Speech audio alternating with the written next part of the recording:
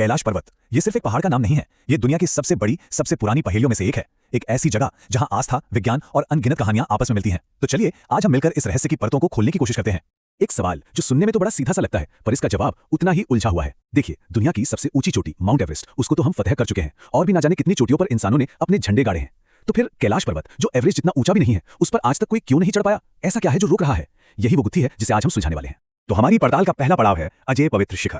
कहानी की शुरुआत होती है एक सीधे और सपाट सर से। इस पहाड़ पर आज तक कोई नहीं चढ़ पाया। ये बात एकदम पक्की है, एक फैक्ट है कि आज तक कोई भी इंसान कैलाश के शिखर तक नहीं पहुंच पाया। ऐसा नहीं है कि कोशिशें नहीं हुई, दुनिया के बड़े बड़े पर्वतारोहियों ने हिम्मत दिखाई, लेकिन हर एक बार उन्हें वापस लौटना पड़ा। तो सवाल फिर वही आकर खड़ा हो जाता है, उन्हें आखिर रोका किसने या किस चीज ने? अच्छा, इसकी वजह ना एक नहीं बल्कि कई हैं। सबसे पहली और सबसे बड़ी वजह तो है आस्था। करोड़ों लोगों का यह मानना है कि देवताओं का घर है और इस पर चढ़ना उनका अपमान करने जैसा होगा। दूसरी वजह है यहाँ का मौसम। कहते हैं यहाँ का मौसम पलक झपकते ही इतना खतरनाक हो जाता है कि जान बचाना मुश्किल हो जाए। तीसरी वजह थोड़ी और रहस्यमयी है। जो भी पर्वतारोही ऊपर जाने की कोशिश करते हैं वो अक्सर दिशा भटक जाने, एक अजीब सी बेचैनी महसूस होने की बात करते हैं। और हाँ, इन सब के ऊपर 1980 से चीन सरकार ने आधिकारिक तौर पर इस पर चढ़ाई करने पर रोक भी लगा दी है। लेकिन देखिए, कैलाश को सिर्फ एक चढ़ाई की चुनौती समझना ये बहुत बड़ी भूल होगी। इसका असली रहस्य इसकी ऊंचाई में नहीं बल्कि इसकी आध्यात्मिक गहराई में है। ये किसी एक धर्म की बात नहीं है, ये तो मानवता के एक बहुत बड़े हिस्से की साझी विरासत है। जरा सोचकर देखिए, हिंदुओं के लिए यह भगवान शिव का निवास स्थान है। बौद्ध धर्म के अनुयायी इसे कांग रिम्पोचे कहते हैं, यानी बर्फ का अनमोल रत्न। जैन धर्म में इसे अष्टापद माना जाता है, वो पवित्र जगह जहां उनके पहले तीर्थंकर को मोक्ष मिला था। और तो और प्राचीन बौद्ध धर्म के लिए तो ये पूरी दुनिया का केंद्र है, ब्रह्मांड की धुरी। तो अब हम रहस्य की एक और गहरी परत में उतर रहे हैं। एक ऐसा सवाल जो वैज्ञानिकों को भी और श्रद्धालुओं को भी, दोनों को ही सोचने पर मजबूर कर देता है। क्या कैलाश पर्वत सिर्फ प्रकृति की एक रचना है या फिर ये कुछ और है, कुछ ऐसा जिसे शायद बनाया गया हो? देखिए, यहीं पर आकर लगता है जैसे प्रकृति के नियम थोड़े बदल जाते हैं। आमतौर पर पहाड़ कैसे होते हैं, उबड़-खाबड़, बेतरतीब, है ना? पर कैलाश वो एकदम अलग है। वो एक विशाल, एकदम सटीक पिरामिड जैसा है। उसके 4 चेहरे 4 दिशाओं की ओर हैं, उत्तर, दक्षिण, पूरब, पश्चिम। ऐसा लगता है मानो किसी ने फुर्सत से तराशा हो। और इतना ही नहीं, इसके आसपास 100 से भी ज्यादा छोटी-छोटी पिरामिड जैसी चोटियां हैं। इसीलिए कुछ लोग इसे पिरामिडों का शहर भी कहते हैं।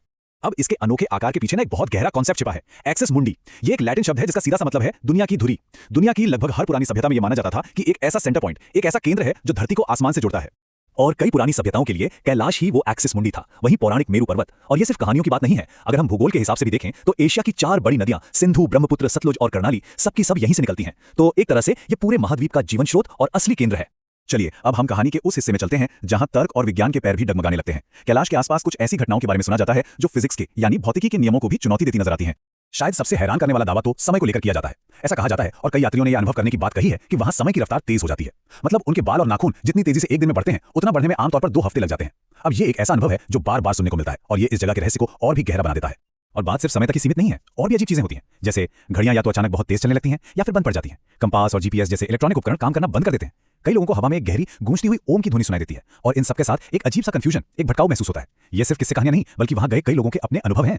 कैलाश का रहस्य सिर्फ पहाड़ की चोटी तक ही नहीं है, उसके ठीक नीचे, उसके कदमों में प्रकृति का एक और हैरान करने वाला